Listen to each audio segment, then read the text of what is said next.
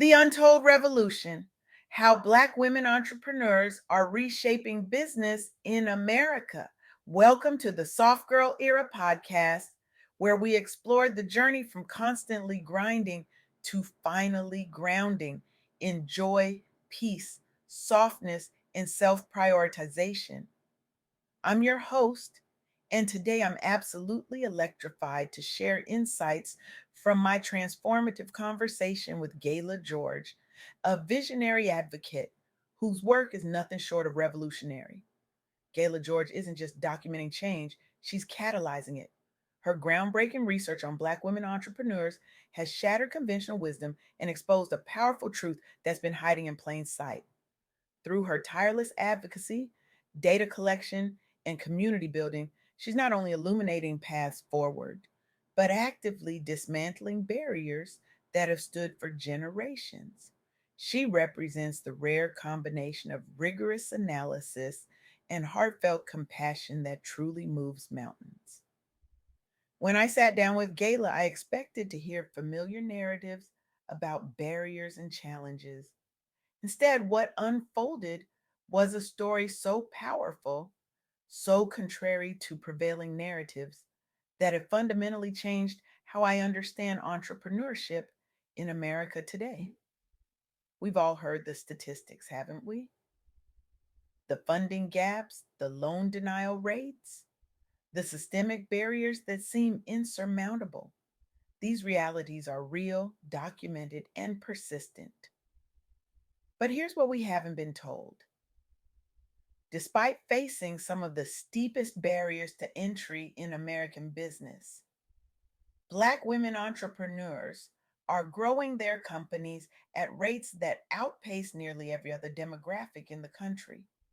This isn't wishful thinking or creative accounting, it's hard data. And it changes everything we think we know about business, resilience, and the future of entrepreneurship in America. Let me share what stopped me in my tracks. Black women owned businesses have experienced average revenue increases of 32.7%, comma, significantly outpacing other demographics. When Gayla shared this figure, the room seemed to tilt on its axis. The very group that faces the most significant barriers is showing the most impressive growth. This isn't just a statistical anomaly, it's a revolution hiding in plain sight. For too long, we've approached conversations about Black women in business from a deficit perspective, focusing on what's lacking, what's broken, what needs fixing.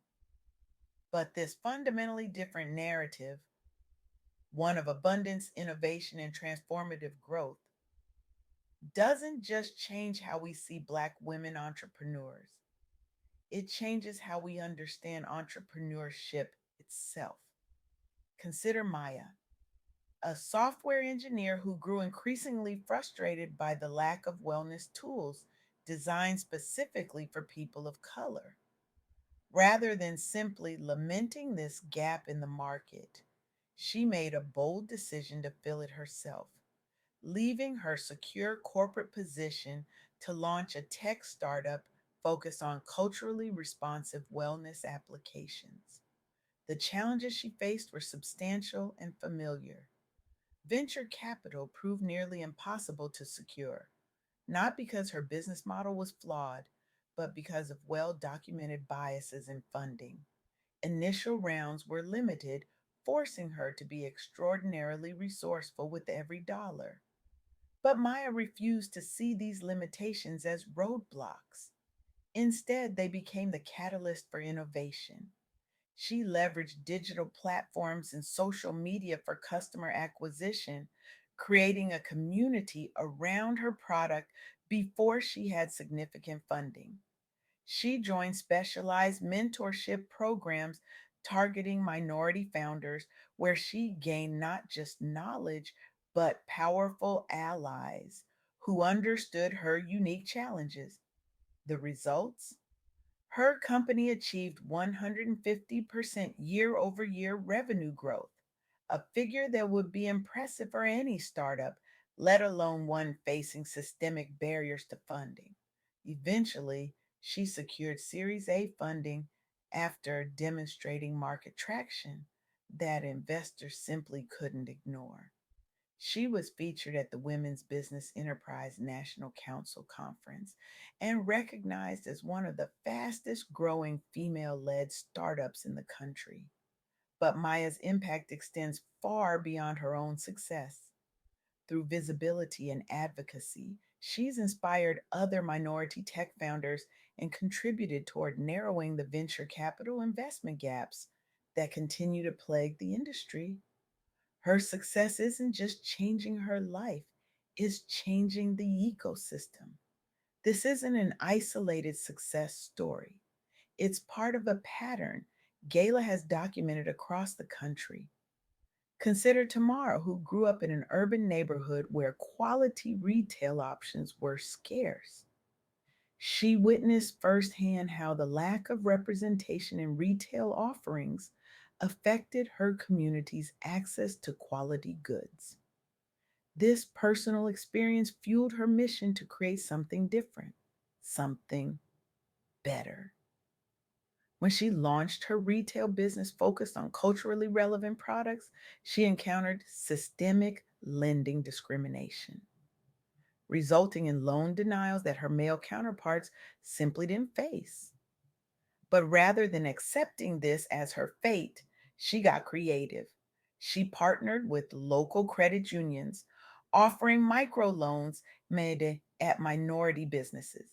She built strategic alliances within community networks to develop brand loyalty that transcended traditional marketing. The outcome? She expanded from one location to five within just 3 years, increasing employment opportunities in her community and creating a model that other entrepreneurs could follow. She received Small Business Administration microloan awards supporting expansion efforts totaling over $500,000. But perhaps most importantly, she has contributed significantly toward economic empowerment within her neighborhood while setting an example of overcoming traditional financial barriers. Then there's Desiree, whose personal experience navigating educational disparities fueled her passion to create change. She founded a social impact startup addressing educational inequities through technology solutions during pandemic recovery phases. With limited initial resources compounded by racial and gender investor biases, her path to scale seemed impossibly steep. But Desiree refused to be defined by what she lacked. She secured grants focused on social innovation alongside angel investments, emphasizing diversity inclusion mandates. She scaled her user base nationwide rapidly, achieving high engagement metrics aligned with mission goals. She's been recognized nationally at industry conferences, including the Bank New Orleans event, highlighting momentum among women entrepreneurs. Her company has demonstrated how targeted support can elevate underrepresented founders, creating meaningful societal change. These stories illuminate three key insights Gayla shared that are reshaping our understanding of entrepreneurship in America. First, Black women entrepreneurs are driving significant growth. Despite systemic challenges such as funding disparities and higher loan denial rates, Black women owned businesses have outpaced others in revenue growth by over 30%, demonstrating extraordinary resilience and innovation. Second, while access to capital remains uneven, it's improving through ecosystem building.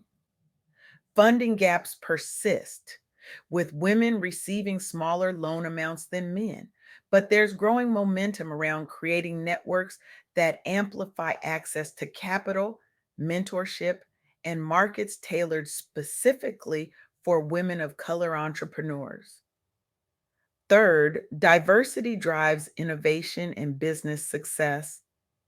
Female led startups often outperform male led ones regarding return on investment due to diverse perspectives fostering creativity. This trend is particularly strong among Black female founders who are building inclusive teams that lead industries forward. What's particularly striking about these stories is how they embody the very essence of what we explore on the Soft Girl Era podcast. These women aren't succeeding despite dropping the superwoman cape. They're succeeding because they've learned to set boundaries, say no without guilt, and prioritize their well being alongside their business growth. They're redefining strength not as endless hustle, but as strategic focus. They're protecting their peace as a practice while building businesses that reflect their authentic values. They're turning their pain into purpose by creating solutions that serve their communities. This is what healing in real time looks like. This is what embracing softness as a strength looks like. This is what happens when we release ourselves from the expectation to carry everything and everyone. The data Gayla shared reveals something profound. When Black women entrepreneurs receive even a fraction of the support, funding, and mentorship available to other demographics, they don't just succeed, they excel, they innovate, they transform industries. This suggests that the barriers Black women face aren't reflections of capability, but of opportunity. And as these opportunities expand, even incrementally, the results are nothing short of revolutionary. But here's where this conversation becomes truly transformative. If Black women entrepreneurs can achieve this level of success despite facing disproportionate barriers, imagine what's possible when those barriers are systematically dismantled.